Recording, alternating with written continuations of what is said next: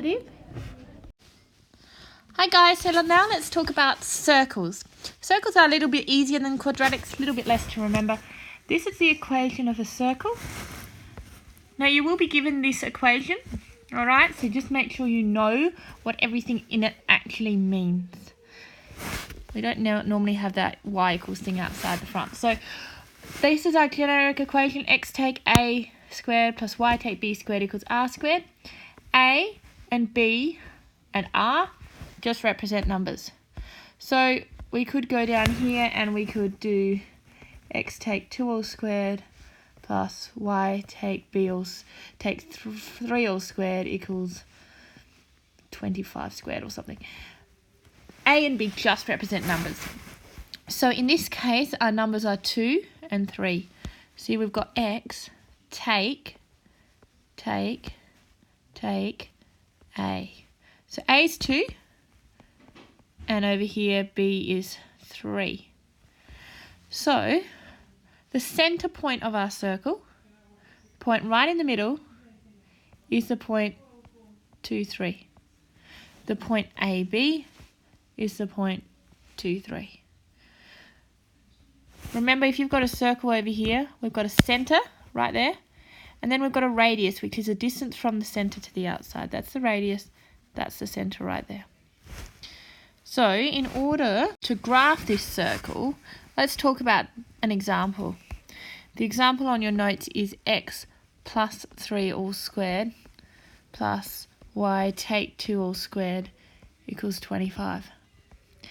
Now, we've got a series of rules over here, and these tell us how we graph our circles. So, firstly, on the left-hand side, so on this side over here, everything in the brackets, on this side right here, it says everything in the brackets must be take. You must have take signs within these brackets. Then it's got down here plus equals minus minus. If you have a plus sign, you replace it with minus minus.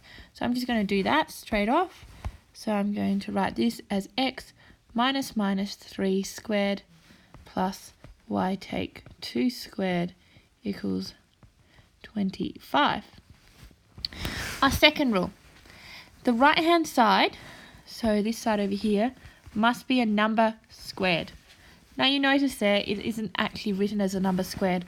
So down here it says if it's not written as a number squared, square root the number.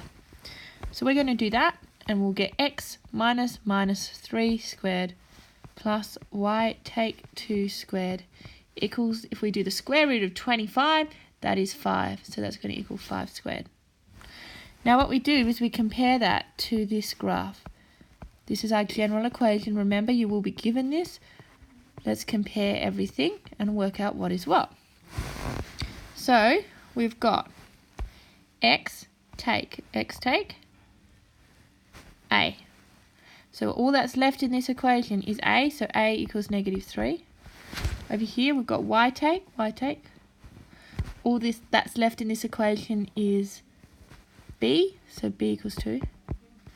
And over here we've got r squared equals this number.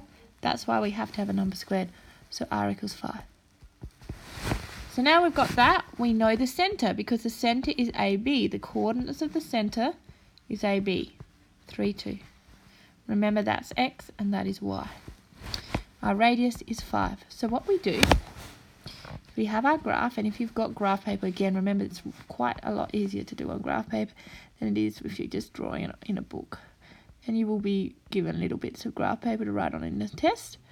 So what you do is you plot the point. So you've got y and you've got x. You plot the point negative 3, 2. So let's plot that negative 3 in the x. So we go there, go to there. Let's use a different colour. Negative 3 to 2. So you go to there. All right, that's your centre point, negative 3, 2. So that's 2, sorry. Got it in the wrong spot. Negative 3, and we're just going to go up 2. So we're going to go to there. That's 2. That's negative 2. It's good to write on here what these numbers are. That's 2 and that's negative 2. Right, so I plotted my center point. Now what I'm going to do is count out my radius. Alright? So if you're wondering how you're going to remember that, just have a look over here. Let's move everything, and it's got. So do these steps over here. Everything's on top of each other. Do these steps, and then plot the center, and then count out the radius in all directions. So let's have a look back over here what that actually means. We've plotted our center, and now we're going to count out our radius of 5. Let's count out a radius of 5. Let's count out 5 in all directions. So from 2, we're going to count up 5. 1, 2, 3, 4, 5. About there, it's going to get to 7. We're going to count down 5. From 2, it will get to -3. We're going to count across 5. From -3, get to 2, and across 5 the other way. 1, 2, 3, 4, 5. You can count it out like that. Put a dot at each of those. Join the dot. Look at your circle. That one was a bit of a harder example because we've got x plus 3 all squared. It's a bit easier if you've just got x take 3 all squared because you don't have to worry about this plus, minus. But that's all that one is.